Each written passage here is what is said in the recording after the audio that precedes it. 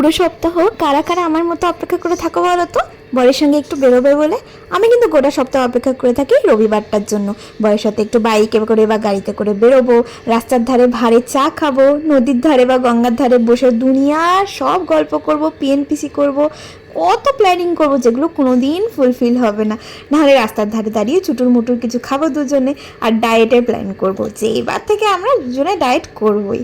যাই হোক, এরকম একটা রবিবার আজকে।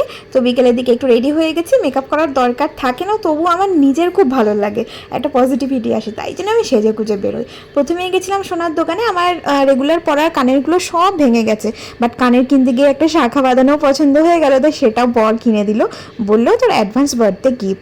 যাই হোক, ওখান থেকে গেছিলাম একটুখানি শপিং করতে, টুকিটাকি ঘরের জিনিস নেওয়ার ছিল। ওখান থেকে বেরিয়ে যান, অরিওর পাটা কেটে গেছে, তো ওর জন্য একটুখানি পেন কিলার নিতে গেছিলাম। মাকে আবদার করেছিলাম একটু পোলাও খাবো, তাই মা একটু আতপ চাল আনতে দিয়েছিল। মুদিখানার দোকানে কয়েকটা জিনিস নিয়ে বাড়ি এসে কী কী কিনেছি তোমাদের সঙ্গে শেয়ার করে নিলাম।